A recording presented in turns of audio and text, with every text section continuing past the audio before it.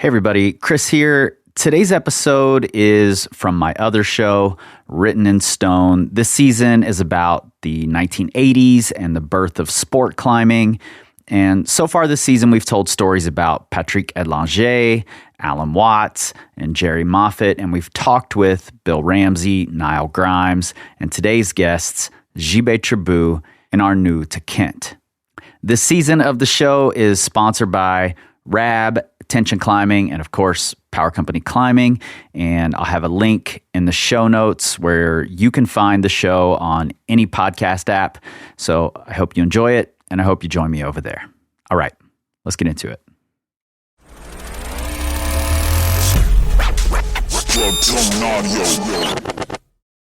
Hey everybody, it's Kris. If you're new to Written in Stone this season, here's how it works. We alternate weeks between stories and then interviews with climbers who have some tie to the climber or ascent that we just told a story about. And if you're not new, this is one of the places things will be different this season, since many of these interviews happened over the summer a little unexpectedly, and while I was busy with other things, I didn't have the time to do the research and writing for the same type of interview intros that I did last season. So for now, that sadly had to go.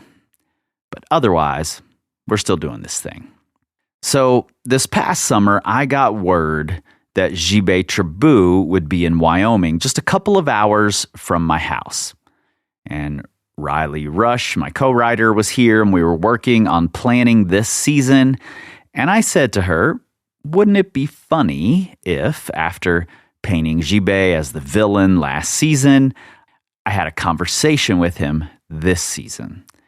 So through some connections, I got his contact information, and I also found out that he was with an acquaintance of mine. So I was able to eventually get them both to sit down for a chat at Louis Anderson's house in Ten Sleep. And I want to say thanks to Louis and Val for letting me set up and record in their space.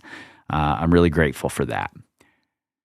So today, we're talking with the man who did the third 8A in the world and is reportedly the first to onsight 8A, Belgian climbing legend Arnould T'Kint, as well as the first villain of season one of the most important climbers of the 80s and 90s, always at the leading edge of difficulty from 13A all the way to 14C or D, the provocateur himself, who actually, after I had him sign my copy of that climbing magazine with him on the cover doing the first ascent of Just Do It, asked me if I was still rapping, which kind of threw me for a second, but then very generously sent me from France a copy of his book, The Eighth Grade, that I'd been searching for, Jibé Tribout.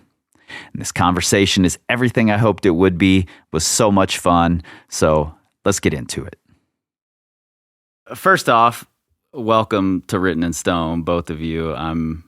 I couldn't be more excited to have this episode happening. I was joking when I was planning the Edlinger episode that what would it be like if I could get Jibé on? And then I touched base with Mike Call and said, hey, how can I get a hold of Jibé? And he said, well, he's going to be in Ten Sleep in a couple of weeks.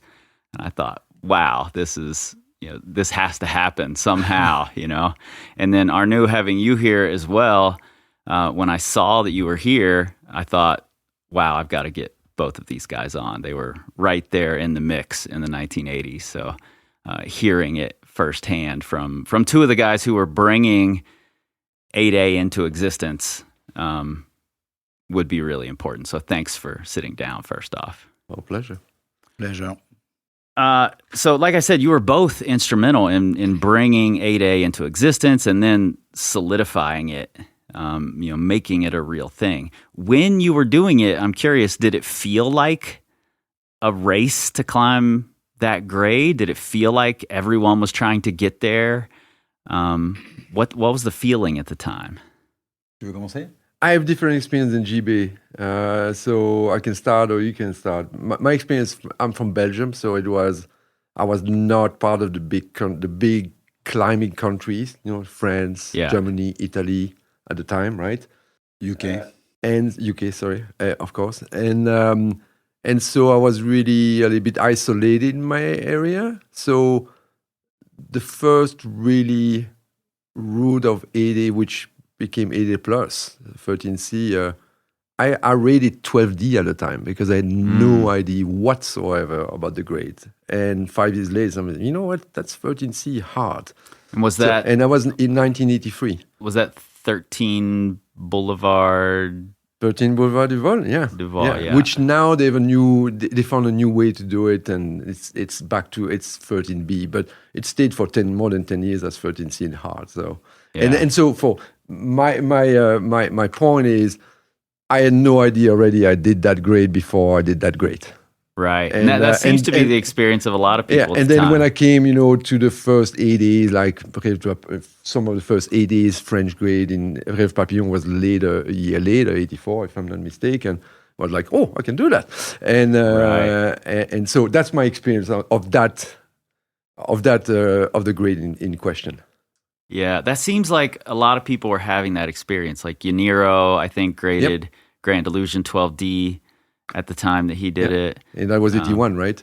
I think that was 79, 79, actually. Yeah. So way ahead of the curve there. And then the grade really got solidified in France, I think, is where it really happened in about 83 or so, 83, 84. So what was your experience, Jibé? Yeah, my experience is for the 8A, I mean, it was quite chaotic because, before 8A came in France, we downgrade a lot of routes. And after, in 83, it was quite chaotic. Nobody knows really if it's a new grade, but 80, we can say that 8A plus in 84 was really the first time when Edlinger did La Boule, and we did, with Marc and Antoine Lemenestrel, we did the Bidule in Sausois. It was the first time we think, okay, maybe it's one of the hardest routes in the world, But before, for the 8A, not really. 8A plus, and after 8B, we really push the limit to do the first grade, at least in France, in this category. So, but for the 8A, it was many, we have I did an 8A in Sausois in 82. Some friend did, as Arnould said, I mean, everywhere there is this type of grade was open, So it's really hard to know with the first one, who did the first one, but for 8A plus, it's more clear. Yeah, I think, there's a lot of argument that goes on today about grades still, that they're never going to be easier to understand until you've just climbed hundreds of them. And then maybe they actually get harder to understand, who knows? So I have to imagine when you're first pushing into those levels, there are a lot of doubts about what the grade is, a lot of questions about how hard it is, and it takes a few people doing it to see. For me, my experience, it was quite easy because I was climbing with a lot with Marc and Antoine Lemenestrel, and we were all three strong, let's say. So, I mean, the competition between us we can see that it's hard, because if your friend has a lot of problem to do the route on you too, you think, okay, it should be hard. So for us, it was quite easy. And after the Brits or guy from other country came and confirmed that the grade are hard, so it was not too hard. But I tell you, it was 8A plus and 8B, and 8B plus was really clear that we come to the top level. 8A, not really. Yeah, well, that's nice having that crew of people who are all vying for best climber in the world, essentially, at the time. Oh, yeah. For you over in Belgium, Arnould, it's a different story, right? And that's why I climbed with, I was pretty much alone between coach, right, in Belgium. So that's why I climbed with, French, English, especially English a lot, at the time, and then and French, of course, and climbing in France most of the time. Except the season of first ascent in Belgium, which is fairly short, spring and fall. Exactly. I'm curious, since you were over in Belgium, Jibé, I think I read that at Sausois in the 70s, it was already the tradition to kind of work routes, to hang on the rope, work routes out. And so you were ahead of even the term red point, Like we didn't know that term really at that point. So I'm curious, were you already working routes in Belgium, Arnould? Yeah, and just to come back on the subject, I didn't finish my sentence. I missed really what you had, which is this high level friends who could, friends and and competitors that could really push together.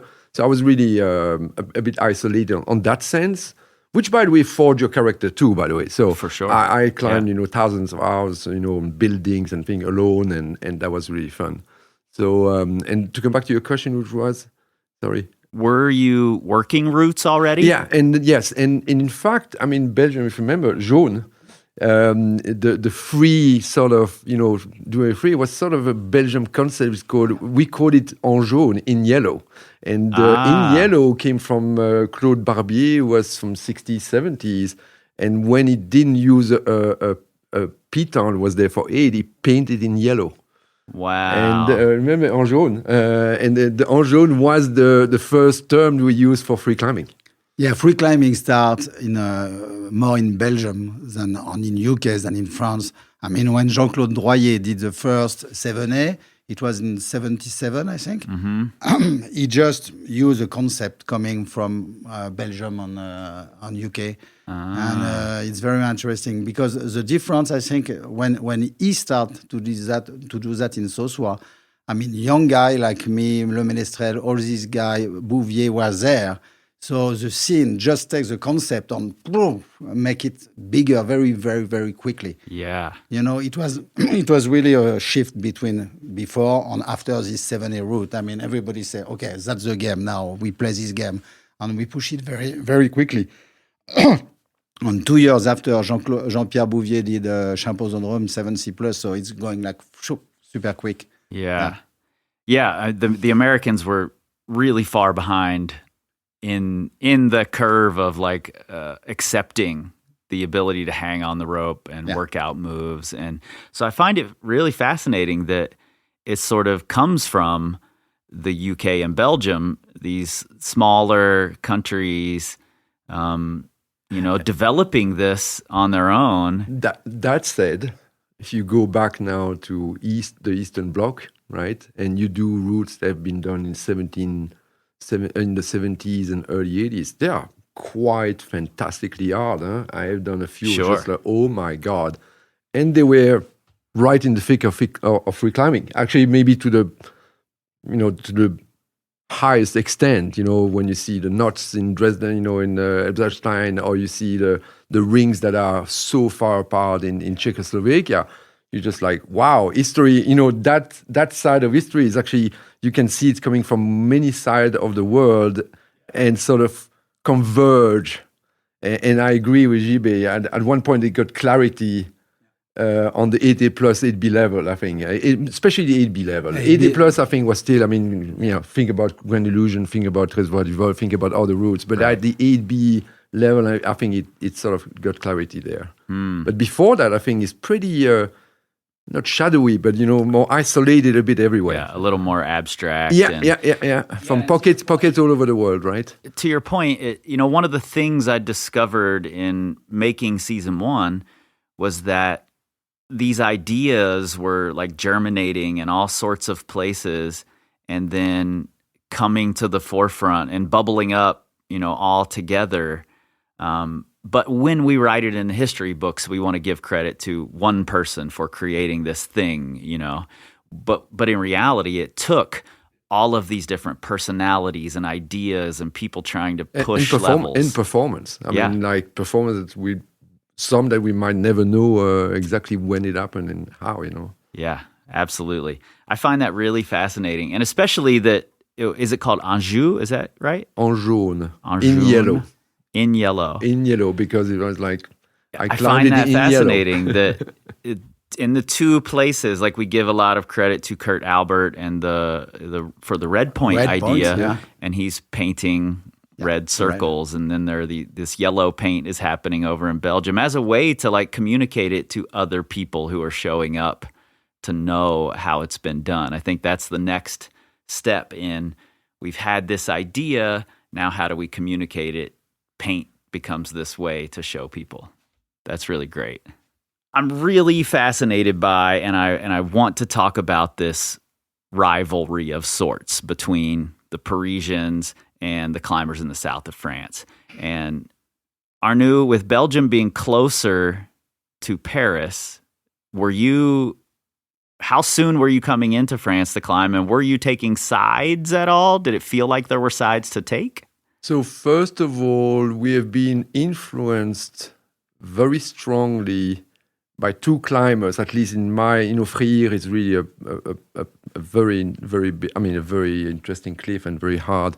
We've been influenced by Jean-Claude Royer early on, and then by Laurent Jacob, coming both from Sausois, but let's call it, right? From Paris and Sausois.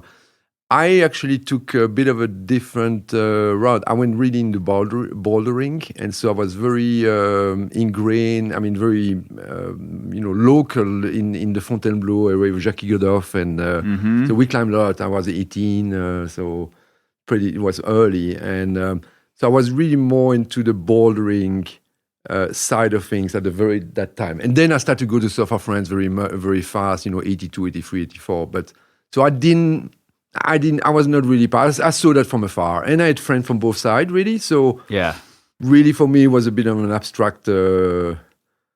Abstract, not abstract, but I was like, okay. I was sort of hoping you were going to say that you hadn't really taken a side, because I want to get your take on, Jibé's perspective of it coming from, this Parisian versus Edlinger in the south of France. And before you go there, on the other hand, I could understand very well some of the aspect of it, because sometimes you go, oh my gosh, I would be quite pissed. Absolutely, yeah. But yes, I didn't take a real side, really. Yeah. Jibé, how did you first encounter who Edlinger was? The first thing, sorry, I start again. It's starting when Edlinger did these movies, La vie au bout des doigts. Edlinger he was a climber and he became a media star, in 6 months. So at the beginning we think, it's cool. It's cool for the activities. But after, the media start to say he should be the best climber in the world because he did this crazy movie. And we become a little bit pissed because at this time, with Marc and Antoine, another guy, we were climbing much harder than Edlinger. Right. So it was, that was the first point. Second point, we come from Paris. And, when you are Parisian in France, the rest of France don't like you.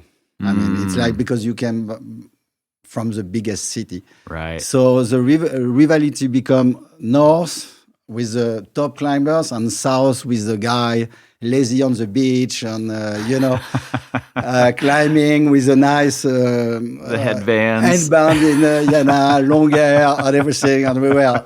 So the rivalry come also from that. So, and after, the third point was the competition. Competition came and we all get there and snowboard, Bardonnecchia first. Arco first. Bardonnecchia, and after snowboard. So all these things make the rivalry. And the last point was when I did, let's call the first 8C in the world with the Les Spécialistes. Oh yeah, we're gonna get to that. Yeah, I need to hear that story. Edlinger did the second assault and downgraded to 8B+. Yeah. So that was another rivalry. That was really the top rivalry between both. Yeah, in those early days when you're like seeing these movies, were you and the Les Ménestrels, were you like creating this rivalry in your head before Edlinger even knew there was a rivalry? I'm just curious. I think yes, to be honest, because all of us wanted to be the best climber. Sure. All of us wanted to get the sunlight and get the media attention. So for sure, yes. And we were really pissed off too. Then we are not in the movie, especially at this time because we all climb free solo. Yeah. So, Right. they choice Edlinger and, the stories, and they should have choice Patrick Béraud. Normally, La vie au bout du doigt, comment on dit, ça aurait dû être fait par Patrick Béraud. It should have been featuring Patrick Béraud. Yeah, and he refused. So he was the better climber. No, they choose the I think he was. By the way, I think he was. The movie maker choice Patrick Béraud, and he said, "No, I can't. I have other thing to do." And they choice Edlinger after that. So life is strange. I mean, Yeah. Well, I think the media is really interesting because, like we have Alex Honnold today, who is great at what he does, the best at what he does. But so many people who've seen free solo think he's the best climber in the world, Yeah, that said, for somebody coming from Belgium with no magazine, so we were, talking of fighting to have media, for me, it was like, I did one cover and it was in Italy, and that's it. Nowadays, with social media, it's fantastic. It's such a level playing field. Yeah. You do a performance. You can express it in plenty of ways, which it's absolutely fantastic. I find it such a refreshing way to see it. Yeah, same. I think it can be really brilliant. I think it's really good. And then I'm just going to come back to Edlinger. In fact, now that you talk about the movie, right? Well, I did. There was a Carnet de l'Aventure, 26 minutes on me in Belgium, and I actually, without telling it's something a reaction to Edlinger. It was actually a reaction. The movie was all about trying hard routes live and saying, "Hey, climbing is not all nice and pretty. It's about falling until you do it." And that movie is like, it's 70% falling and 30% success. And it's funny, Patrick, years later, he said, "Oh, I saw your movie." I said, "Oh, what do you think?" He said, "Loved it. I thought it was really inspiring."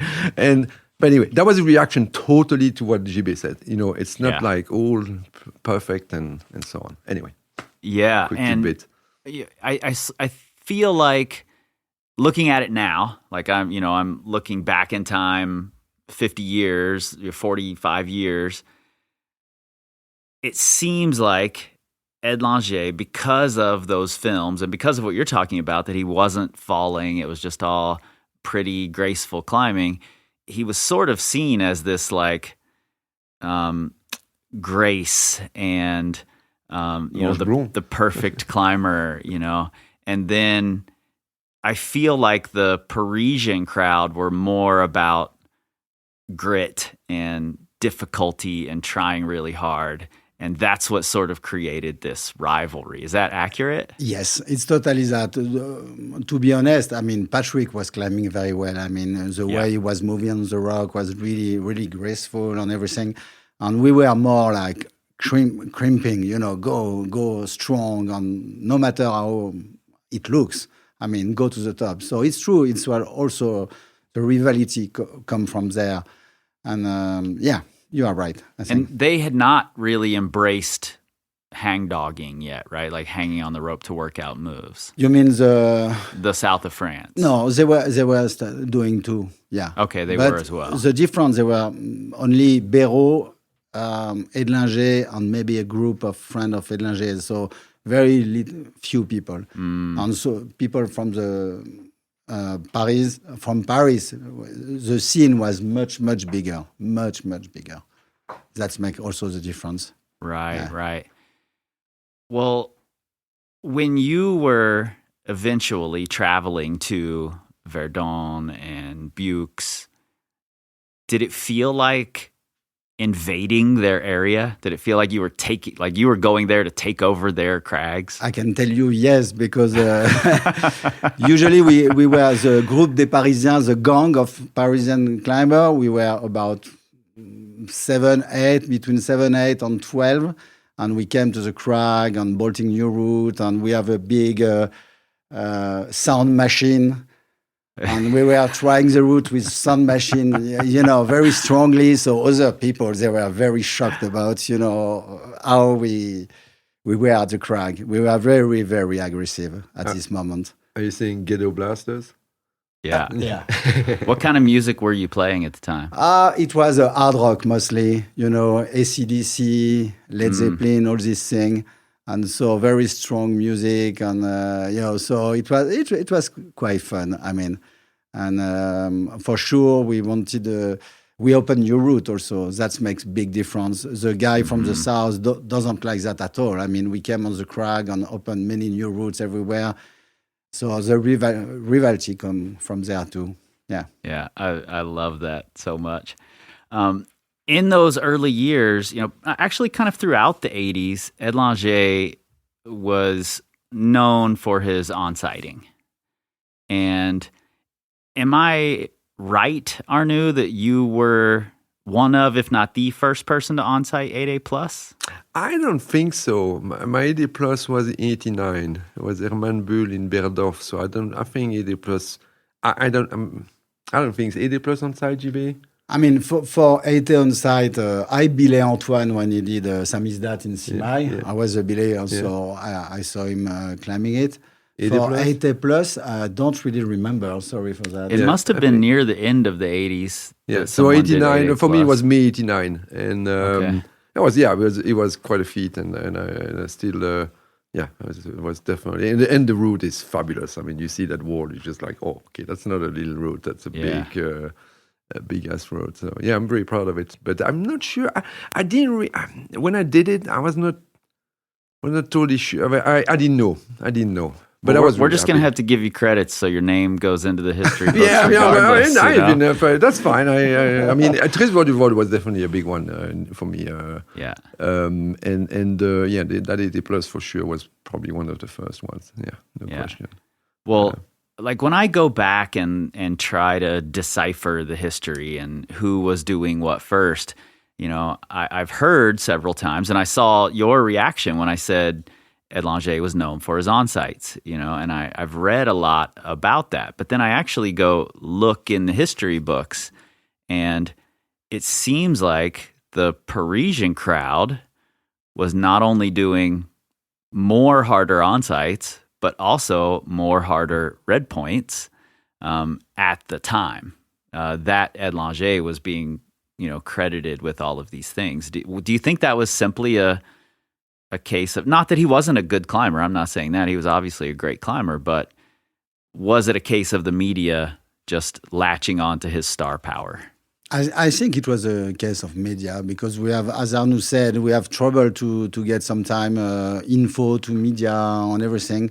So for sure, it's a part of that a little. On Edlinger was really, really strong with media. I mean, making pictures and on film and everything. So for sure, I mean, it was our performance looks not as fantastic as his performance. Yeah.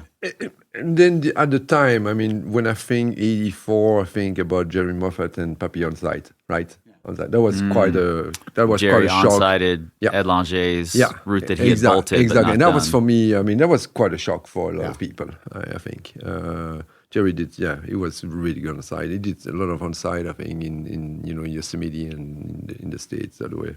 I have a good story with Jerry. When before starting on site, we were climbing in Buoux with all the crew, the French crew, and we saw Jerry coming, and he flashed 12C and 12D just in front of us, and it was a big shock for Antoine, Marc, and me because we were on site in maybe 12B, And after that, we really start climbing on site. After so Jerry, it was a shock, really. Yeah. So we agree on that one, right? Yeah. It was a shock, Totally. It was totally, because he did this route in Buoux, and after he came to Verdon, and he did Papi on site. Yeah. On Bosch, it was for us, we say, we are bad climbers, And so we start to climb on site, and suddenly our level goes very fast also, because it's just, we don't really try at this time. I mean, I remember 84. I wanted absolutely to get after him. I went that summer, 84, to Verdun, tried to do Papi on site. Took me 6-7 tries. It was not easy. I was like, ooh, shit. Yeah, I've always sort of equated you, Jibé, with Jerry in the like the brash, outspoken attitude, the like unfiltered willingness to say things. Did you feel that way? Was he sort of a kindred spirit in that regard? No, totally. Yeah, I was quite aggressive, especially with the media, because people always say, okay, what do you think about Edlinger? What do you think about his performance? And I was always say, man, I'm doing other route. I mean, just that. I mean, he's a good climber, but I'm a better climber. So in the media, they love that. I mean, for sure, they love this aspect yeah, I mean, the character of Edlinger on me was totally different. I mean, I think I wanted more to be the best climber. I think Edlinger think he was, and I wanted to be the best climber. Yeah. That's a big difference, I think. Yeah. Do you think his star power eclipsed his actual climbing? I think yes. To be honest, I mean, he should have climbed with us at this time. And he could have been a much better climber, climbing with other climbers. Because at this time, you have to imagine there is not so many routes like now. So if you don't go in Buoux with a cruiser or in Verdon or in Frankenjura, I mean, you climb just alone in your small crag, and you can't make progress like that. You have to climb with other climbers. And it's true today. If you look in Flatanger, you have Jacob is climbing with Ondra, climbing with Seb Buoux. Yeah. Why? They do the same things than we did in the past, and they push themselves. And they do it on bouldering too. And they do in bouldering a lot. So, I mean, I think Patrick missed something than not going climbing with others. That's really interesting. I think that's one of the most beautiful things about climbing today is that a lot of the top climbers are pushing each other, trying each other's routes and vying for first ascents. I have to say, I love the spirit. I do too. I started again climbing a few years, 3 years ago, and in the last year and a half, I started to look more at videos, and I'm like, wow, what a spirit! It's just like quite now. To be fair, it's like it's all open media, so you better be good. You better be playing good with everybody, right? Because it's so open now, right? Yeah, and there's something about that, but the spirit, I have to say, is quite fantastic. Yeah, but I also like the like prodding at each other, and I read an article where it quotes you. I think Ben Moon wrote the article originally. And then it quotes you and Alex Huber and Fred Nicole. And I think you said something to the effect of put Hubble in Buoux and it would have 20 ascents already. Yes, it's true. I said something like that. It's exactly what I want to say to the Brits. I mean, the Brits, nobody wants to go climbing in UK. I mean, nobody wants to go there. It's raining all the time. And the cliffs are so short and no, they are not nice crag. I mean, there is no colonnette, no tufa, nothing. I mean, so it was joking, but I think it was quite true, to be honest. Yeah, I love that spirit. I wish everyone listening could have seen Arnould fist bumping Jibé at that comment, because I really. And we love Ben and Jerry, by the way. They're very good friends. It's a good friend. I mean, we climb with them. We WhatsApp all the time. Yeah, and that's what I love about it. Like, there's obviously some fire there, but then you're all getting together to climb things. And that makes me curious, like, what was, like, first let's talk Buoux. What was Buoux like at the crag? What was the scene like in the 80s? It's interesting because Arnould was there also. I mean, the scene is very simple. You see Le Bout du Monde, it's a part of the crag where you have La Rose et le Vampire, Le Minimum, all this route. And every, let's say at 3, 4 o'clock, you have everybody comes there and people who are trying routes, and you have maybe 20, 30 climbers. Some are looking, some are climbing, some are smoking, not only cigarettes and everything. And it was, that was the scene. It was every day like that. And before it was in Le Bombay, on the Les Devers on the left, and after everybody's there. So it was quite fun. Quite a scene. Quite Yeah. a scene. It was quite a scene. It was fantastic. The only thing which was not very good, and we were missing girls. I mean, at this time, I mean, it was really a men a scene. So not so many women was there. Yeah. Yeah, I mean, it changed a lot now. The scene is much. It's much very better. different now. I mean, that extended all the way into when I started climbing in the mid '90s. There weren't that many women at the crag. Now it's nearly half and half. Huh? Yeah, which is great. Yeah. In the gym, it's sometimes more women than men. I would say. Yeah, I know there were a few women showing up there. I know Lynn came through. I know Catherine did. Shuka. There were Christine Lambert, who did the first 7C in France in women, I think, maybe in the world.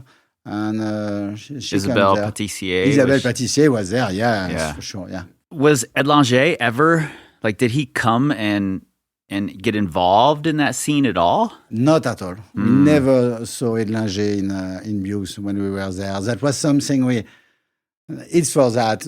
All the mystery around Edlinger come also, and he was never climbing when some other strong climber was there. He was climbing only with a small group of friends.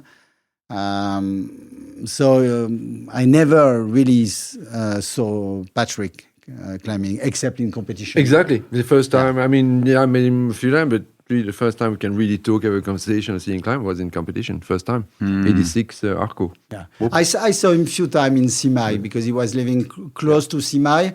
So a few times I saw Patrick doing laps en route, but not trying something hard. I mean, just training. But except that, nobody really saw Patrick doing something hard.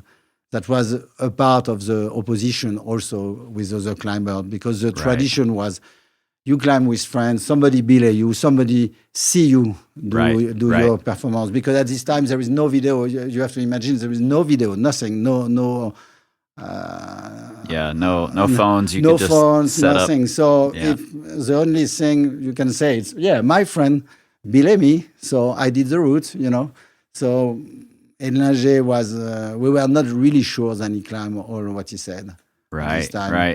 That makes me a little sad, actually, that, maybe he took that star power so, personally, that he was afraid to climb in front of people and fail in front of people, or whatever the reason was. I think he was. It's for that, for him, it was a big, I think it was a big success when he won some competition, because it's true. I mean, he was first few times. And so this victory makes him, okay, I'm the best climber in the world, And even now you can see that I'm the best climber in the world. So it was a very strong comps at this time. It was not very pleasant to do this competition, even, I can tell you. Yeah. What about the Verdon? What was the scene like there in contrast to Buoux? Verdon is different because you have to go down. Nobody really see you. Right. So it was a different scene, but there is the big spot was le café in La Palue, where everybody comes every night drinking beer and everything. So the scene was more in the cafés than in the crag, Verdon was good for years. I mean, on the 80s to the beginning of the 90s, after Verdon disappeared. But it was a great scene too, but different. Not as, because you can't climb with many friends. I mean, you have to be just with your friend and try one project. So it was not as fun as Buoux and but due to the crag. Yeah. Mm-hmm.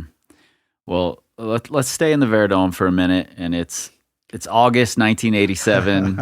Yes. I need to hear from you, Jibé, the whole story of Les Specialistas. Yeah, it's a nice story. First, I mean, it's the route was discovered by during movies, and it's for that the name Specialist come from the name of these movies. And a friend of us say, there is a little piece of rock, very steep. You should go there. So I went there with Raboutou. It's very funny, yeah. And I bolted the route with Didier.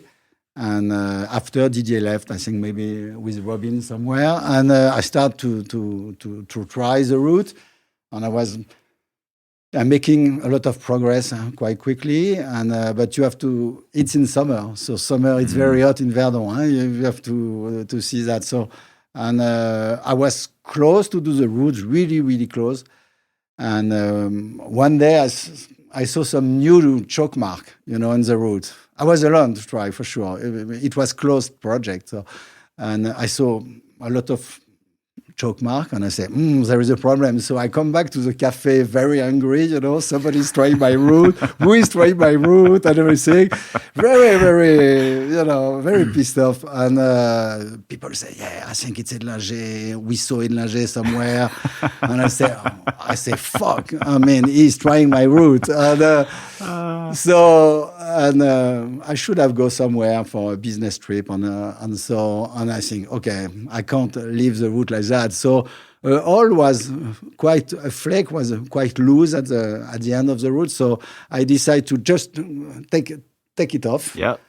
And keep it in my car, and like that, nobody can climb the route. It was impossible. And so I did my business trip. I come back, and I glue it. I glue it back. After I try again, and I stayed to the end to the route, and I did the first ascent. Yeah. What was the year? 87. I mean, this ascent become well known because of this story with Edlinger, but also because of the pictures. Yeah. Because you have to imagine that before pictures was not so steep, and for this picture shows a new sort of climbing. I mean, climber was on a very, very steep wall, very overhanging, and it was also a part of the success because the route is 15 meters high. There is, it's a very beautiful route, but it's not the best route on the world. But that's the story. Yeah, and it seems like Les Specialistas was kind of one of the first, like, really dynamic, bouldery, powerful, new age, sort of futuristic routes. Yes, as I tell you, I mean, it's a short route, very bouldery, and it was quite new, especially the steepness. And after Wolfgang did Wall Street at about the same time, and we saw also the pictures of Wolfgang with his mono pocket and everything. And this ascent with specialist on after Wall Street makes climbing going on a very, very steep climbing. And before we were climbing more on vertical and right, not as steep wall. So for that it's an important ascent, I think. Yes. Yeah, and for the younger climbers listening who may not even realize that there wasn't steep climbing at some point, you all didn't have these incredible steep gyms everywhere to train in and learn all that movement. So it's a new foreign thing when you're getting on something really steep like that. Yeah, for sure. And also it was a route with a lot of tufa colonnette, which was new also, this style of climbing. So it was something brilliant. It's a brilliant route, and it's not easy. I can tell you. People say it's a hard AB+. Yeah. So it's still people are going to tick the routes. Even now, you see people, they want to do the specialist and they have trouble most of the time. Yeah. And you called it 8C. Yeah. And that would have made it the first, most likely, 8C in the world. Yeah. And then Edlinger comes along and downgrades it. Yeah. So you imagine the I mean, that's the game. That's the game. You have to accept it. It's like that. But it was difficult time for me, I can tell you. Yeah. And this is why I think your position, Arnould, getting to, be on a side, take a step back, play whichever side you wanted to play at the moment is a really great position to be in when all of this is going on. Yeah, at the time, 87. I was totally out of that story. I didn't even know about it until it was done. I was really climbing a lot with more with the English crew, a lot in the south too. Well, see, that's what happened. Yeah, The Brits came along and started doing all the hard routes, and you said, "I'm going with those guys." Well, again, I was at the time I was alone. Now, mind you, after that we had great, fantastic Belgian climbers in the 90s and 2000 now. Yeah, but at the time I was really alone. So yes, I had to, I went with the people I thought was the best fit, and so yeah, I was more in the Brits with the Brits at the time. At that particular year, it's 87 and then 88, and then that's it. So I didn't know the full story about Specialist. So here we are. Well, I think it sort of continues, right? Because right after this is Snowbird, and this is, at least in retrospect, it was kind of seen as like, this is what's going to say once and for all who's the better climber. And then, tell the story of Snowbird from your perspective. So, first of all, it was I was so happy to come to USA to do a comps. I mean, for us, it was fantastic to have this opportunity to do something with all this media and everything. And for sure, after the story of Les Spécialistes, this comps was very, very important. And I did my best on Edlinger one, so for sure it was another shock after Les Spécialistes. And I just remember that after the competition, there were a banquet. How you call banquet? Banquet. And everybody was there, and it's in altitude, and I was drinking a lot of wine.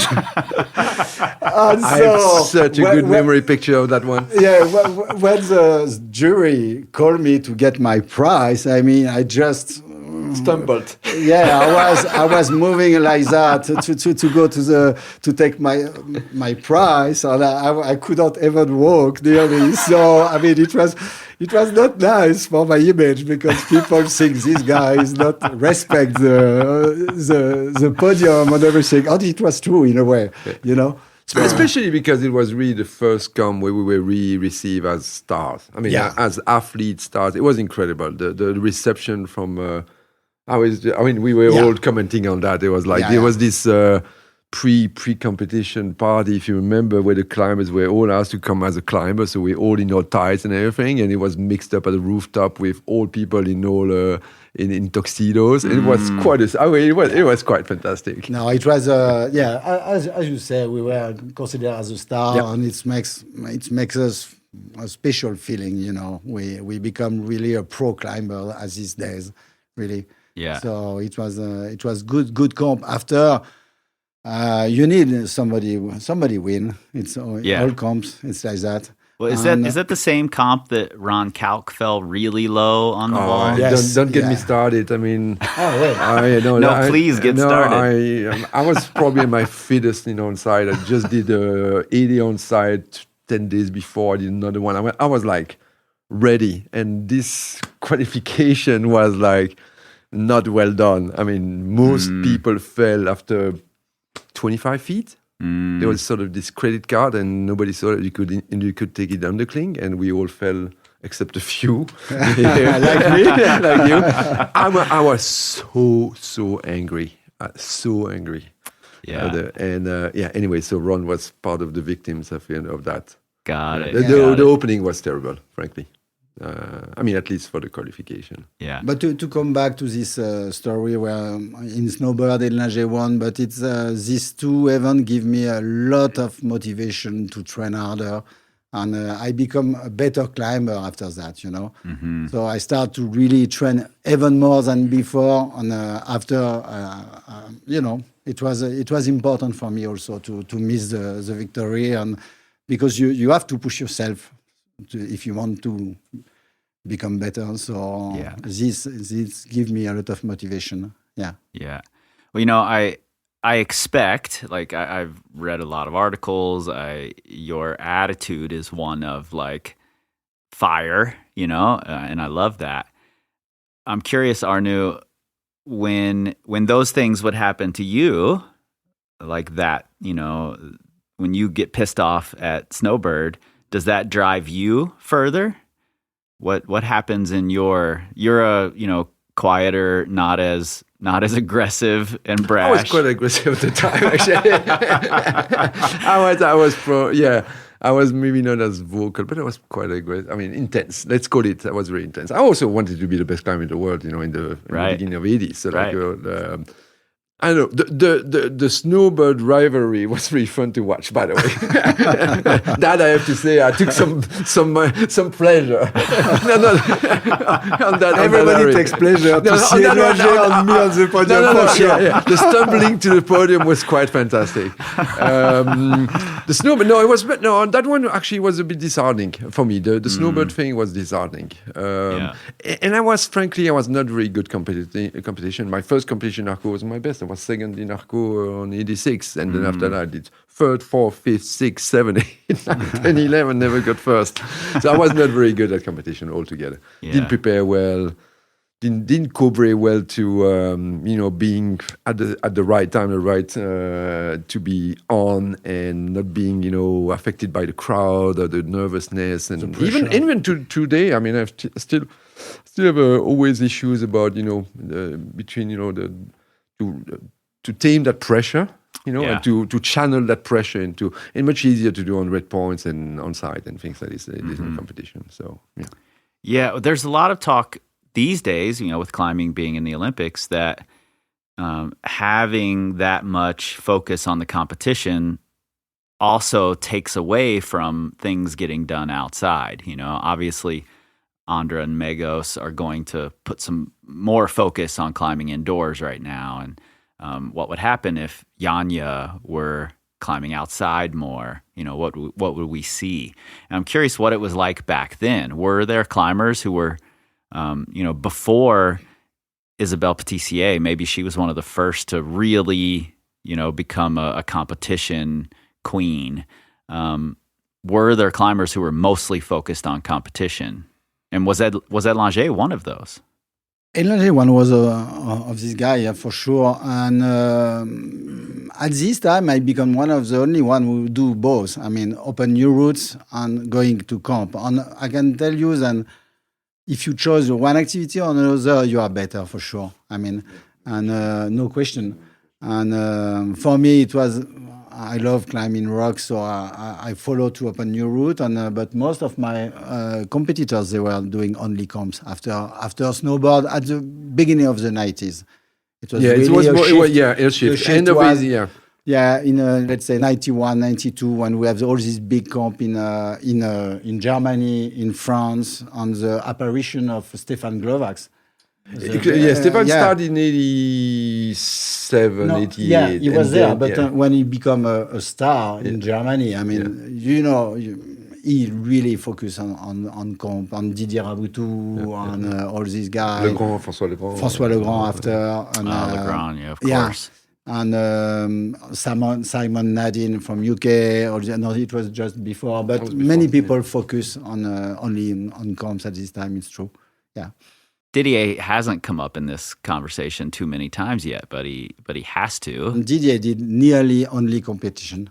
He never nearly not climb outside, just a little. Yeah, he was one of the very first to focus on competition. I talked to Didier last year. He visited me on the south with Robin. They visit, and he said he stopped competition because at one point he thought he couldn't be number one. And he said, I don't want to be number 2 or number 3. So he stopped. After that, it was a shock for me because, climbing for me, it's more than just going in competitions. There is outside, there is boulder, there's many things to do. Right. But Didier was really radical. He wanted to be the number 1. He focused really, really hard. He was super strong. But, he decided to stop climbing. Yeah. Well, I want to ask you, Didier came into the episode I did about you doing Just Do It last season, because I'd read that Didier was also trying it, Yeah. and that you had gone home and were training really hard to come back and do the thing while he's over there trying it. But it seemed like while there was some, competition there, it also seemed like friendly competition. Yeah, it was friendly, but I mean, when I was starting first time, just do it. I mean, I spent, I think, 2 weeks on a route, and the heat came, so it was too hot, and I cut my finger too. And so after Didier came maybe 3 months after me or something like that, and then he tweets his ankle. Going to the monkey, he tweets his ankle, so he... Just hiking in, he twists his ankle somewhere. And so he couldn't do the route. And when he come back to France, I say, oof, I have to do this route very, very quickly. Otherwise, he can do it before me. So yes, I was training like hell and when I come back next spring, I mean, I was much stronger than the first time. And I did it quite quickly. I mean, a week or something like that. So. Yeah. Well, I also talked to Alan Watts after that episode, and one of the things I wanted to know from Alan was like, how did he feel? There was a lot of controversy with you coming in and doing some of these routes, and I really loved Alan's response, and his attitude about it was basically those routes needed to be done at that time, and he was the guy to do them. Would I have loved to do them first? Sure, but they had to get done right then for Smith to become what it was. And, you had said, in fact, in this article, in this magazine, you said something to the effect of, competition for a first ascent is what pushes things forward. And I think that's that phrase really like paints the picture of what was happening in the 80s with all of the top climbers vying for these ascents. Yeah, I have to say something. At this time, I mean, the project was closed. You have to understand that it's not like now where most of the projects are open projects. Everybody can try it. At this time, projects were closed. And I was a bad guy all the time. Everywhere in US, in UK, in France, everywhere I was trying the route, even if it was closed project. Mm-hmm. So people think I was really a bad guy, because... But I always think, I mean, the rock is not, you can't say it's my route. I mean, the rock is there. Right. Just try it. Right. And for that, people say, Jibé, it's not correct what he's doing. But, now I was right. I mean, all the projects are open now. There is not closed project anymore. Yeah, I think it's, I see both sides of it for sure. And definitely in season one, a lot of the players in season one of this podcast show up in other episodes. And the very first episode of the season was Lynn doing Mass Critique. Yeah. So, I had to paint you a little bit as a villain in that story, I like that. He enjoys it. But you also continued pushing things in that competitive fire was part of that, I think. Yes. And it maybe pushed Lynn to, I saw a quote in the 9th grade where you say it started off as a joke that got taken serious, but you wanted to push Lynn because you saw how good she was. And I don't know if that's revisionist history on your part or not, but I think that is what happened. Lynn did get pushed to push the limits. I climbed with Lynn, and I can tell you when she did her first 8A onsight. Mm-hmm. That's in the Franken Jura? Yeah, right? I was there, and I brushed the hold. I did the route first. I brushed everything through Lynn. We say, okay, come on. And we were there, and we push Lynn to climb the route. I pushed Lynn to climb the route. So... And it was the same all the time. I mean, we were really say, you can do it, because never remember that Lynn is a very short climber. Yeah. So people forget that, but she can't do all routes because, sometimes it's impossible. And it's happened, she spent a lot of time in Macumba Club, the 8C in Orgon. and she couldn't do it because she was short. She has the level to do it, but she couldn't. And at this time, it could have been the first 8C by a woman, you know. Mm-hmm. And voilà. So yes, I push Lynn a lot at this time, but also I'm a villain. Yeah, for sure. Well, my coaching style originally, I was a gymnastics coach before I was a climbing coach, and my coaching style was very much the push through being hard on people, you know? So I can see that aspect of it being really valuable. And some people really respond to that. So I think it's a real thing. I think that's one of the things you did really brilliantly, was to travel around and put up these hard routes or do these hard onsights sort of in the face of the locals, and to make a point of that throughout your career. Yeah, and also, you know, the style of route. When I saw the first time to bolt and after just do it, I mean, you see, I saw the line and I say, I want to climb this line.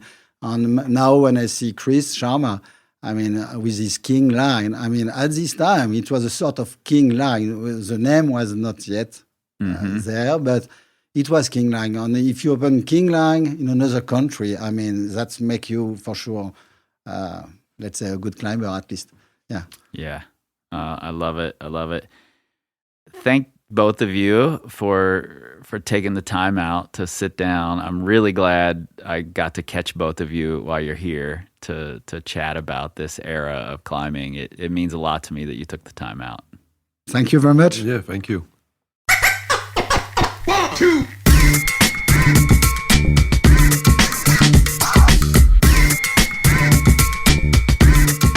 Written in Stone is produced by me, Chris Hampton, with help from Riley Rush for Plugtone Audio, a group of the best, most impactful podcasts in the outdoor industry. Big thanks to Jibé and Arnould for sitting down with me to chat. So much fun. And remember, this show was 100% rooted in the facts, but like Todd Skinner always said, never let the truth get in the way of a good story. If you love what you're hearing, give us those 5 stars and a glowing review. Join our Patreon, the Secret Stoners Club, and tell everyone you know at the crag, at the gym. Hell, even tell the people you don't know, and together we can tell the stories of climbing's most important ascents, one decade at a time.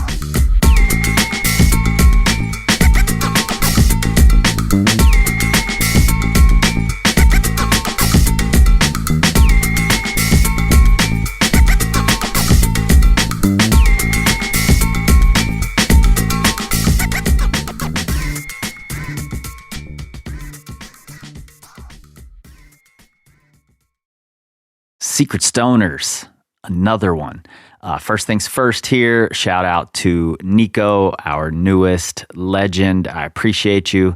Second, if you hear little voices in the background, that's my wife and my toddler getting ready for bed, reading stories, apparently very raucous stories. I can hear them several rooms away. So I sort of wish I was doing that instead of doing this. But it's Sunday night. You guys are getting this Monday morning. It's got to get done.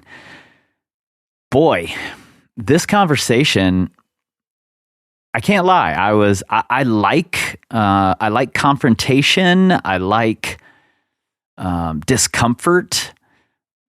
But I was uncomfortable initially going into this conversation, and I just wasn't sure what it would be. You know, I only know of Jibé Tribout through my research and, you know, my painting him as a villain in season 1 certainly colors my thought of who he might be. That said, I've played the villain myself, so I know how it goes. But it very quickly became apparent that he enjoyed that role and that he's actually a very, very nice and fun character. So I'm really happy that this conversation happened. I had already known Arnould. Arnould had stopped by my house in Lander years earlier. His son was a fan of my music, and Amy Skinner brought them over. showed them the gym and chatted for a while. And I knew Arnoud's wife, Karen, as well. She's also a climbing industry legend. So it was nice to have Arnould as the buffer there, and to get to talk to him and to have Jibé be so gracious with his time, and it was just so much fun. Several things happened during this conversation. Like, this is where I started down the path of, is Patrick Edlinger, was he just an influencer? And I had to go back and look at his track record to say, no, not quite an influencer in the way that we currently think of influencers, but yes, his fame, his impact was more as an influencer, as a cultural icon.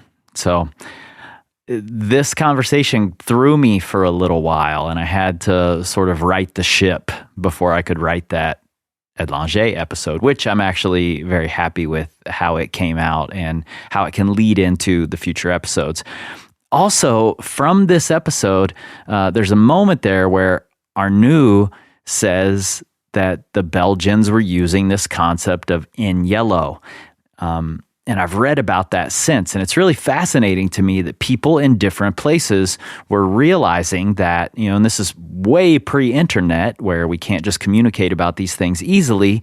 You're not going to go look up on Mountain Project what routes have been done. So they were communicating with other climbers via paint to say, we didn't need this fixed gear. We've done this route free. I think that's really fascinating that these ideas were all swirling and developing.